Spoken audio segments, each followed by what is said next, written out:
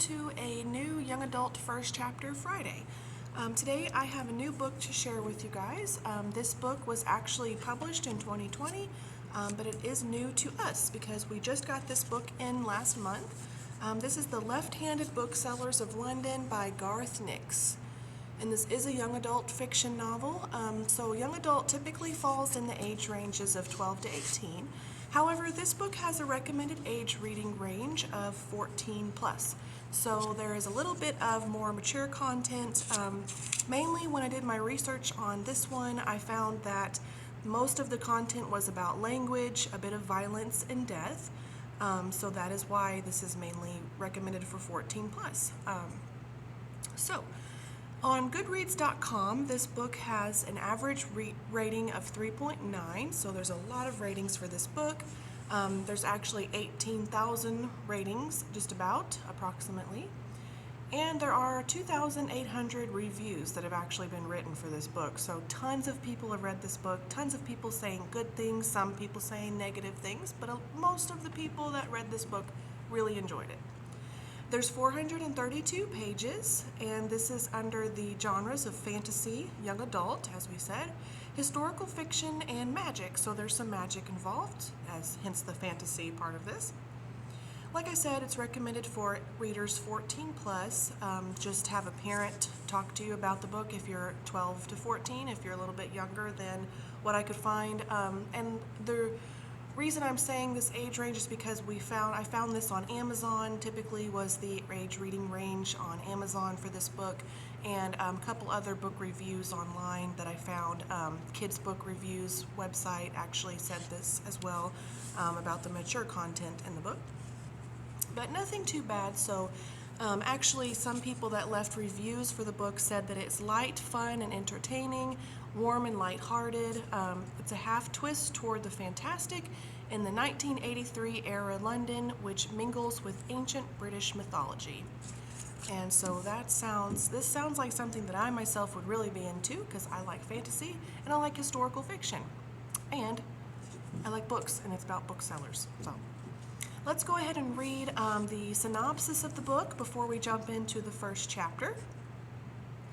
In a slightly alternate London in 1983, Susan Arkshaw is looking for her father, a man she has never met. Crime boss Frank Thringley might be able to help her, but Susan doesn't get time to ask Frank any questions before he's turned to dust by the prick of a silver hat pin in the hands of the outrageously attractive Merlin.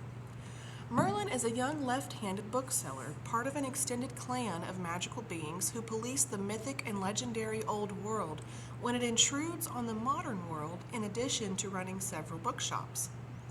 Susan's search for her father strangely overlaps Merlin's quest to learn how his mother died.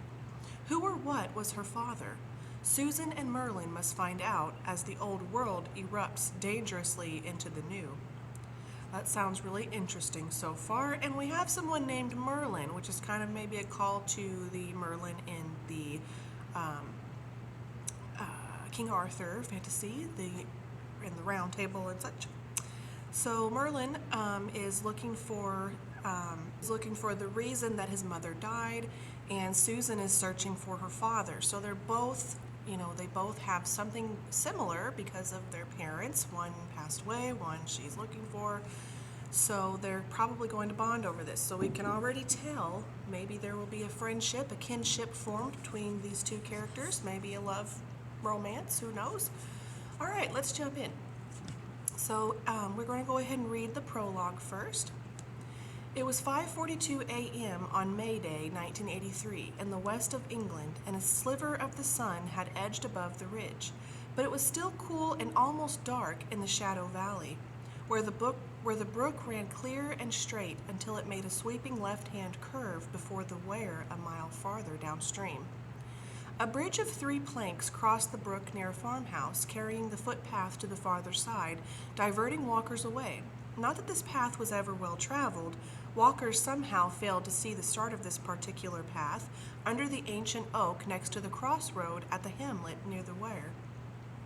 A young woman came out of the farmhouse, yawning, her eyes half shut, her mind still mostly lost in a dream that had seemed so real. Susan Arkshaw, who had turned 18 years old as of 2 minutes ago, was striking rather than immediately attractive, with her bright, vibrant black eyebrows in stark contrast to her closely razored head, the stubble dyed white blonde. She wore a 1968 Jimi Hendrix Summer Tour t-shirt given to her mother 15 years ago by a roadie. The t-shirt was big enough to serve as a nightdress because she was not tall, though very wiry and muscular. People often thought she was a professional dancer or gymnast, though she was neither.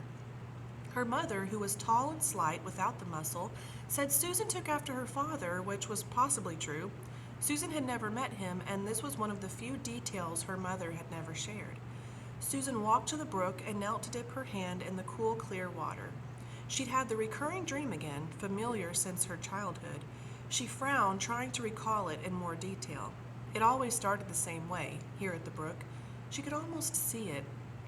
A disturbance in the water suggested a fish rising at first, until it became a great roiling and splashing, too big for any fish. Slowly, as if drawn up by an invisible rope, a creature rose from the heart of the swift current in the middle of the brook. Its legs and arms and body were made from weed and water, willow sticks and reeds. Its head was a basket shaped of twisted alder roots and orbs of swirling water as limpid eyes, and its mouth was made of 2 good-sized crayfish, claws holding tails, crustacean bodies forming an upper and lower lip. Bubbling and streaming clear, cold water, the creature sloshed a dozen yards across the grass, and the stone paving to the house, and raising one long limb, lashed green willow ends upon window glass, once, twice, 3 times. The crayfish mouth moved, and a tongue of pondweed emerged to shape words, wet and sibilant. I watch and ward. The river creature turned and walking back, lost height and girth and substance, until in the last few paces it became little more than a bundle of stuff, such as the brook might throw ashore in flood.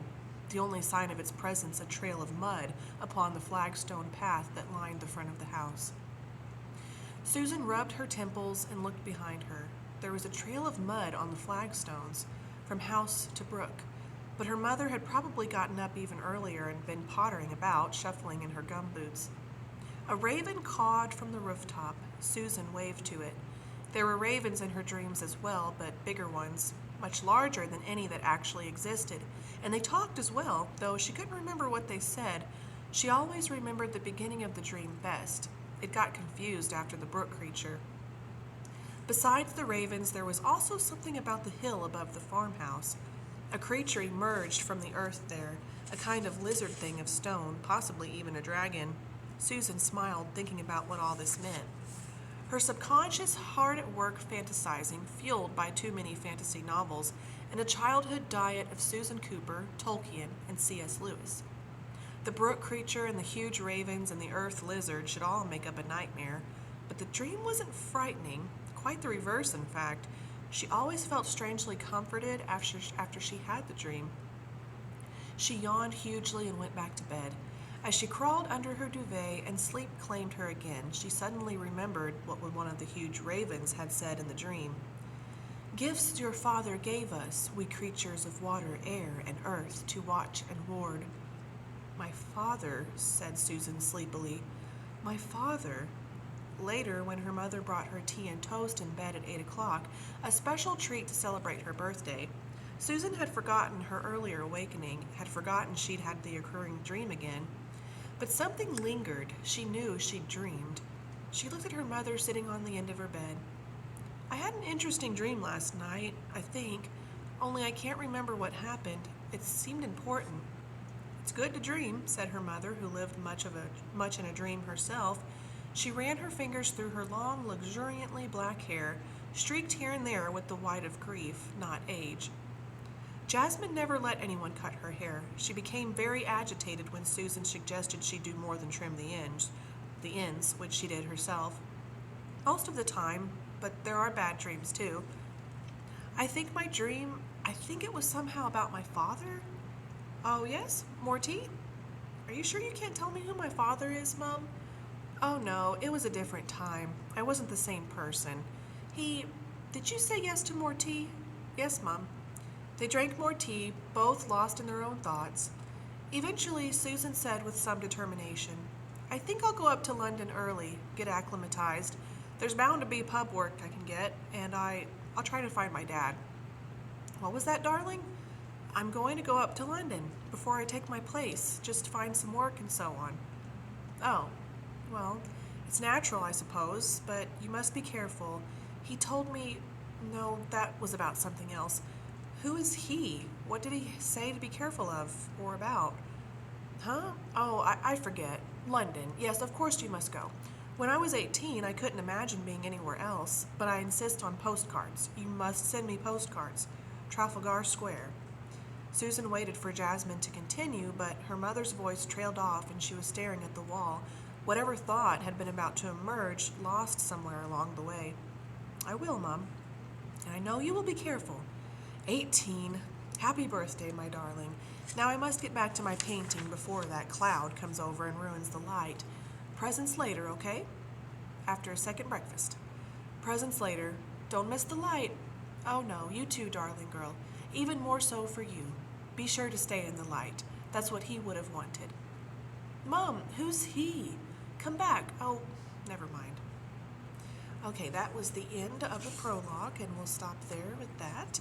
So you can tell with some foreshadowing with her dream that she's having at the beginning of this weird mud creature that walked up from between the brook and her house or whatever. So you can tell that there's going to be something fantastic about this, something mystical related to her dreams, maybe her father who she's looking for. So we'll get to see what kind of takes place in the first chapter of the story, because this is just the prologue. So it's kind of giving you a bit of a taste for the story. So we know that she is young. She's 18. She just turned 18. And she is trying to go find some work in London so she can also look for her father. She's having some weird recurring fantastical dreams. That's really weird. And then right at the end, her mother tells her to stay in the light. I don't know if this is just a sentiment between the two, or is staying in the light something fantastical, something that has to do with certain creatures or something like that.